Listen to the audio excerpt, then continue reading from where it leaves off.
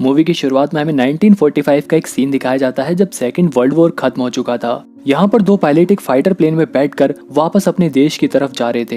इसी बीच इनका प्लेन एक ड्रैगन ट्रायंगल वाले आइलैंड से होकर गुजरता है। अचानक से इनके प्लेन के शीशे पर एक पक्षी आकर टकराता है और वो मर जाता है। जब तक ये दोनों पायलट कुछ समझते तब तक इनके प्लेन के ऊपर बहुत सारे बर्ड्स आकर टकराने लगते हैं, जिसकी वजह से इनका प्लेन क्रैश हो जाता है। अब ये दोनों पायलट अपनी जान बचाने के लिए पैराशूट से प्लेन से नीचे कूद जाते हैं। इनमें से एक पायलट तो सेफली आइलैंड पर उतर जाता है, लेकिन दूसरा अभी भी हवा में था जब इस समुद्र के अंदर से अचानक से एक बहुत ही बड़ा जायंट क्रोकोडाइल निकलता है और उस पायलट को खा जाता है और वापस पानी में चला जाता है। दूसरा पायलट ये सब देखकर घबराकर जंगल में भागता है। सीन बदलता है और अब हम प्रेजेंट का सीन देखते हैं, जहाँ पर एक पैसेंजर प्लेन इसी ड्रैगन ट्रायंगल वाले आइलैंड से होकर गुजरता है। इस फ्लाइट में एक लिन नाम का आदमी था जो अपनी बेटी यी को एक लड़के से बात करता हुआ देख लेता है, और जब वो इसके बारे में अपनी बेटी से पूछता है तो वो उससे बहुत रूडली बात करती है। दरअसल इन दोनों बाप बेटियों के बीच में बिल्कुल भी नहीं बनती थी। जब ही अचानक से ये प्लेन हिलने लगता है, लोग काफी घबरा जाते हैं। प्लेन के पायलट प्लेन को कंट्रोल करने की कोशिश करते हैं, लेकिन जब ही अचानक से इस प्लेन से भी बहुत सारे बर्ड्स आकर टकराने लगते हैं, जिसकी वजह से ये प्लेन भी कंट्रोल से बाहर हो जाता है।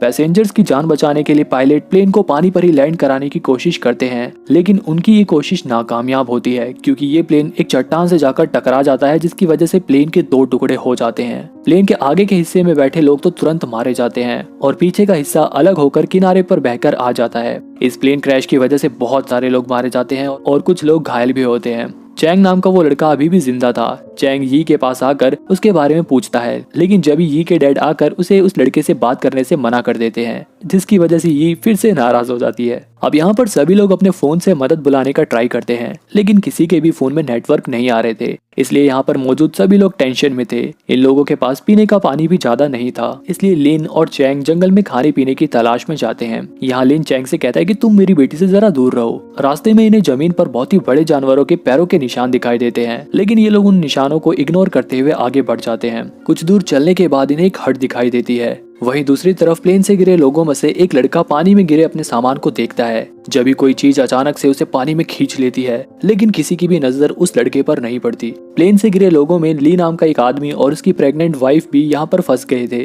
ली अपनी वाइफ के लिए पीने का पानी लेने जाता है। जियान यहाँ यी से बात करती है और हमें पता चलता है कि यी और उसके डैड उसकी मॉम के फ्यूनरल से आ रहे थे। इधर जब ये लोग झोपड़ी के अंदर जाते हैं तो उन्हें उसके अंदर कुछ हथियारों के साथ साथ एक किताब भी मिलती है। ये किताब उसी बचे हुए पायलट की थी जिसे हमने मूवी की शुरुआत में देखा था। इस किताब को पढ़कर इन्हें ये पता चलता है कि इस आइलैंड पर एक बहुत ही बड़ा जायंट क्रोकोडाइल मौजूद है। ये बात सुनकर लिन तुरंत भागकर अपनी बेटी के पास जाने लगता है। दूसरी तरफ चाओ नाम का एक पैसेंजर एयर होस्टेस से पानी के लिए लड़ने लगता है। ली उसे बहस करने से रोकता है, लेकिन चाओ उल्टा उसी से लड़ने लगता है और इन दोनों को छुड़ाने के चक्कर में एक आदमी पानी में गिर जाता है और अचानक से एक मगरमच्छ उस पर अटैक कर देता है। जब तक ये लोग कुछ समझते, यहाँ देखते देखते बहुत सारे मगरमच्छ किनारे पर आ जाते हैं और इन लोगों के पीछे पड़ जाते हैं और इनसे बचने के लिए ये लोग जंगल की तरफ भागने लगते हैं। थोड़ी देर बाद जब लिन यहाँ पर पहुंचता है तो उसे यहाँ पर कोई भी दिखाई नहीं देता। यहाँ तक कि प्लेन से गिरने की वजह से जिन लोगों की मौत हो गई थी उन लोगों की डेड बॉडी भी यहाँ पर मौजूद नहीं थी। लिन मगरमच्छ के पंजों के निशान को देखकर समझ जाता है ये सारा काम मगरमच्छ का ही है, लेकिन यहाँ मौजूद मगरमच्छ के पंजों के निशान इतने बड़े नहीं थे जितना कि उस किताब में लिखे गए जायंट क्रोकोडाइल के थे। इसके बाद लिन अपनी बेटी को ढूंढने के लिए वापस जंगल में जाता है। यहाँ ये सभी लोग मगरमच्छ से बचकर भाग रहे थे जब एयर होस्टेस नीचे गिर जाती है और इनके पीछे पड़ा मगरमच्छ उसे खा जाता है। बाकी बचे हुए लोग भागते हुए एक नदी के पास पहुंच जाते हैं। ये जगह इन लोगों को थोड़ी सेफ लग रही थी क्योंकि ये पानी झरने से बहकर आ रहा था, इसलिए ये लोग इस पानी को पी लेते हैं। जब ली नोटिस करता है कि झाड़ियों में से किसी के चलने की आवाज आ रही है, सभी लोग एकदम चौकन्ने हो जाते हैं, लेकिन झाड़ियों में से और कोई नहीं बल्कि लिन, चैंग और लू थे। अब यहाँ पर क्रोकोडाइल अटैक से घायल हुआ एक लड़का अपनी चोट से निकल रहे खून को पानी में धो रहा था। जब भी हम देखते हैं कि उसकी चोट से निकलने वाला खून जिस जगह पर गिर रहा था वहां पर पहले से ही वो जायंट क्रोकोडाइल मौजूद था, लेकिन अब वो क्रोकोडाइल उस आदमी के खून की महक सूंघ कर उठ जाता है। इतने बड़े क्रोकोडाइल को देखकर ये लोग बहुत बुरी तरह से डर जाते हैं। मगरमच्छ को देखते उस बेचारे लड़के के होश उड़ जाते हैं। जब तक वो लड़का कुछ रिएक्ट करता वो मगरमच्छ से खा जाता है। ये देखकर ये लोग डर के मारे इधर उधर भागने लगते हैं। इसी बीच एक लड़की का पैर चट्टान में फंस जाता है और वो मगरमच्छ उस लड़की को भी खा जाता है। लिन भी किसी तरह बड़ी मुश्किल से उस जायंट क्रोकोडाइल का खाना बनने से बचता है। बाकी सभी लोग भी उस मगरमच्छ से बचकर जंगल के बीच में भाग जाते हैं।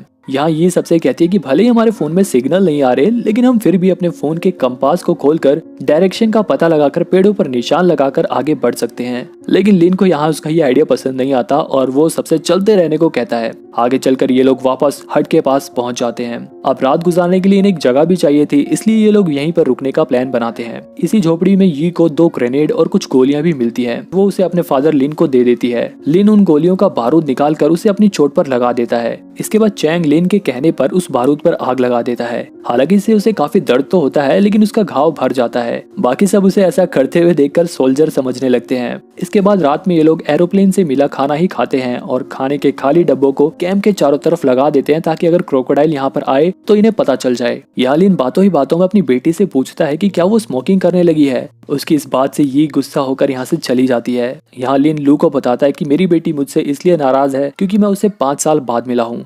इसके बाद लिन और लू रात को पहरा देने लगते हैं। जब ही इनके ऊपर एक कंकाल गिरता है। ये कंकाल और किसी का नहीं बल्कि मूवी की स्टार्टिंग में दिखाए गए पायलट का ही था। उस डेड बॉडी को देखकर ये लोग अंदाजा लगाते हैं कि इसे क्रोकोडाइल ने नहीं खाया होगा, क्योंकि अगर क्रोकोडाइल इसे खाता तो इसकी हड्डियां भी मिलना मुश्किल होती। अगले दिन लिन अकेले ही जंगल में खाना इकट्ठा करने चला जाता है। दूसरी तरफ एक लड़की फैंग और चाओ भी जंगल में आ जाते हैं। फैंग अपने फोन से इस जंगल की वीडियो बनाने में लगी होती है। जब भी उसके फोन की बैटरी डेड हो जाती है, इसी बीच उसका पैर एक चिपचिपी चीज पर पड़ता है, जिसे छुड़ाने के चक्कर में वो लिक्विड उसके पूरे शरीर पर लग जाता है, क्योंकि ये चिपचिपा लिक्विड यहाँ पर चारों तरफ फैला हुआ था। अब फैंग इस लिक्विड को छुड़ाने के लिए पानी ढूंढने लगती है। यहाँ हमें पता चलता है कि ये चिपचिपा लिक्विड एक बहुत ही बड़ी मकड़ी का है। वहीं जब यी और चैंग सोकर उठते हैं और वो जैसे ही झोपड़ी से बाहर निकलते हैं, जब ही उनकी नजर एक बहुत ही बड़े स्पाइडर पर पड़ती है। ये बड़ी सी स्पाइडर उसी हट के ऊपर सो रही थी जिसके अंदर ये सभी लोग सो रहे थे।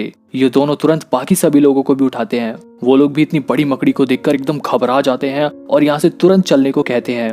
लेकिन यी के डैड इधर नहीं थे, इसलिए वो अपने फादर का वेट करने के लिए इन लोगों से कहती है। लेकिन वो मकड़ी भी कभी भी उड़ सकती थी। इन लोगों के पास ज्यादा समय भी नहीं था, इसलिए ये लोग मकड़ी से बचते हुए झोपड़ी से बाहर निकलते हैं। तभी ये लोग देखते हैं कि बाहर लूस हो रहा है। उसे देखकर चैंग उसे उठाने जाता है। जब इनमें से एक आदमी उस स्पाइडर से डर कर घबराहट में यहाँ से भागने लगता है और उस स्पाइडर से बचने की जगह उसी से ही टकरा जाता है। स्पाइडर की नींद टूट जाती है और वो तुरंत उस आदमी को मार डालती है। अब ये सब देखकर इन लोगों में भगदड़ मच जाती है। दूसरी तरफ लिन इन लोगों के चीखने चिल्लाने की आवाज सुनता है और तुरंत भागकर इन लोगों के पास जाता है। यहाँ ये बड़ी सी मकड़ी कुछ लोगों को घेर लेती है। अब लू एक पत्थर उठाकर उस मकड़ी के मुंह पर मारता है, जिससे स्पाइडर का ध्यान लू पर आ जाता है और वो इन लोगों को छोड़कर लू का पीछा करने लगती है। थोड़ी देर में यहाँ पर और भी कई सारे स्पाइडर्स आने लगे थे, जिन्हें देखकर ये लोग फिर से यहाँ से भागने लगते हैं। ये सभी भागते हुए हट के पास वाली झाड़ियों के पास जाकर छुप जाते हैं, लेकिन वो स्पाइडर भी इनका बाहर ही निकलने का वेट कर रही थी। जब यहाँ पर लिन आता है और इन स्पाइडर का ध्यान अपनी ओर खींचकर उन्हें अपने पीछे लगाकर उसी हट के पास आ जाता है। यहाँ लू भी उसे मिल जाता है और फिर ये दोनों उसी हट के अंदर छुप जाते हैं।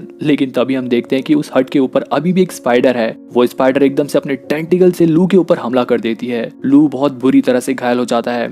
यहाँ पर लिन उस स्पाइडर का टेंटिकल काट देता है, लेकिन टेंटिकल घुसने की वजह से लू का बहुत ज्यादा खून निकल गया था, जिसकी वजह से वो मर जाता है। अब वो स्पाइडर लिन के ऊपर भी हमला करने लगता है, लेकिन लिन किसी तरह उससे अपनी जान बचाता है और उसी के टेंटिकल से उससे लड़ने की कोशिश करता है। इसके बाद मौका पाकर वो उन्हीं दोनों ग्रेनेड में से एक ग्रेनेड उस स्पाइडर के पास फेंक देता है, जिससे वो स्पाइडर मर जाती है। दूसरी तरफ बाकी लोगों को आगे जाकर कुछ फ्रूट्स पड़े हुए मिलते हैं, जिन्हें देखकर ये लोग समझ जाते हैं कि ये फ्रूट्स यहाँ यी के फादर लिन ने ही छोड़े होंगे। इसके बाद आगे चलकर इनके सामने एक छोटी सी नदी पड़ती है। जियान और बाकी 2 लोग तो नदी पार कर लेते हैं, लेकिन जब तक चैंग वो रिवर पार करता तभी वहां पर क्रोकोडाइल आ जाता है। लेकिन जैसे ही वो क्रोकोडाइल चैंग को खाता, जब एन मौके पर यहाँ पर लिन आकर चैंग को बचा लेता है और बाद में बड़ी चालाकी से वो उस मगरमच्छ को वापस नदी में ही पहुंचा देता है। अब यहाँ पर यी को अपने फादर की इम्पोर्टेंस को पता चलता है और वो अपने फादर को प्यार से गले लगा लेती है। वहीं दूसरी तरफ फैंग और चाओ पानी के पास पहुंच जाते हैं। यहाँ पहुंचकर फैंग उस नदी में घुसकर अपने शरीर पर लगे लिक्विड को धोने लगती है।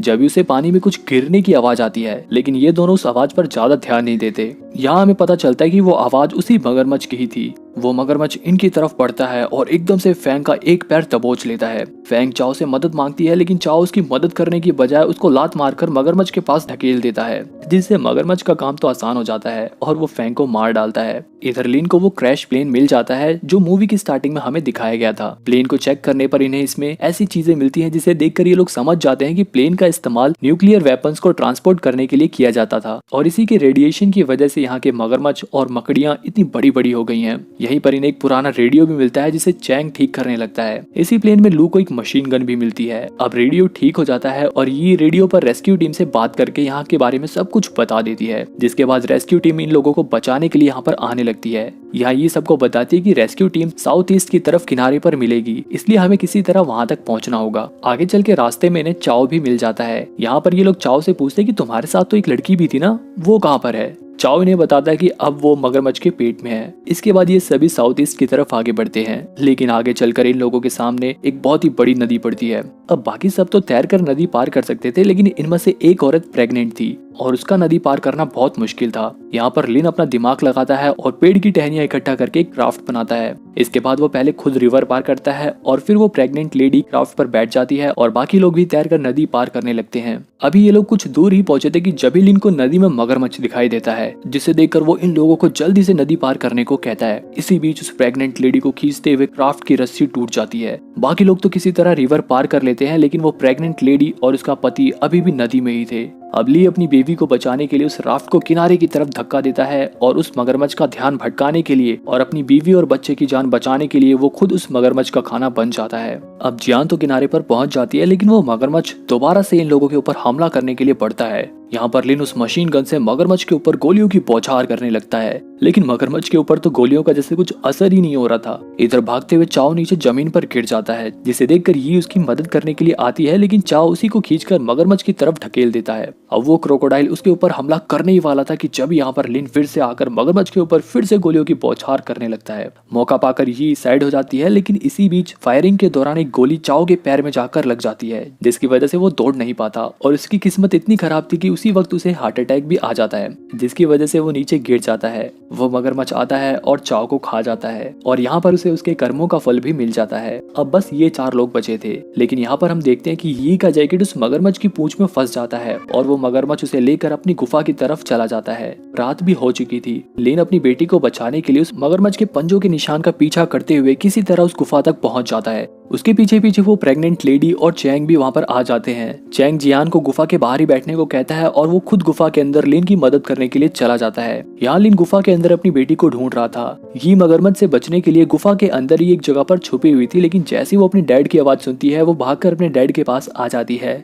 लेकिन जब भी वो मगरमच्छ भी जग जाता है और इन लोगों की तरफ बढ़ने लगता है, जिसे देखकर लिन उसके ऊपर फिर से गोलियां चलाने लगता है और वो मगरमच्छ को अपने पीछे लगा लेता है। वो चैंग से कहता है कि वो ये को लेकर यहाँ से चला जाए। यहाँ पर लिन का प्लान था कि वो उस एक बचे हुए ग्रेनेड से उस मगरमच्छ को मार डालेगा, लेकिन हड़बड़ाहट में उसके हाथ से वो ग्रेनेड वहीं नीचे कहीं गिर जाता है। इधर चैंग यी को गुफा के बाहर जियान के पास छोड़ देता है और खुद उस मकड़ी का टेंटिकल लेकर गुफा के अंदर फिर से लिन की मदद करने के लिए चला जाता है। वहीं दूसरी तरफ लिन मगरमच्छ से बचकर भागते हुए एक छोटी सी जगह के अंदर घुस जाता है, जहाँ पर वो मगरमच्छ नहीं घुस पाता। लिन उस मगरमच्छ के ऊपर खूब गोलियां चलाता है और जल्दी उसकी सारी गोलियां खत्म हो जाती हैं। अब चैंग भी गुफा के अंदर आ जाता है, जिसे देखकर लिन उसे कहता है कि तुम सबसे पहले उस ग्रेनेड को ढूंढो। थोड़ी देर में चैंग को वो ग्रेनेड मिल जाता है। लिन उससे कहता है कि वो उस ग्रेनेड को मगरमच्छ के पास फेंक दे, लेकिन चैंग जानता था कि अगर उसने ग्रेनेड को मगरमच्छ के पास फेंका तो मगरमच्छ के साथ साथ लिन भी मारा जाएगा। इसलिए वो मगरमच्छ का ध्यान अपनी तरफ करके वहां से भागने लगता है। चैंग जैसे ही लिन से थोड़ा दूर जाता है, वो ग्रेनेड का पिन निकालकर मगरमच्छ के पास फेंक देता है, जिसके धमाके से वो मगरमच्छ बहुत बुरी तरह से घायल हो जाता है। अब ये दोनों फाइनली थोड़ी राहत की सांस लेते हैं, क्योंकि उन्हें ऐसा लगता है कि अब तो मगरमच्छ मर गया होगा।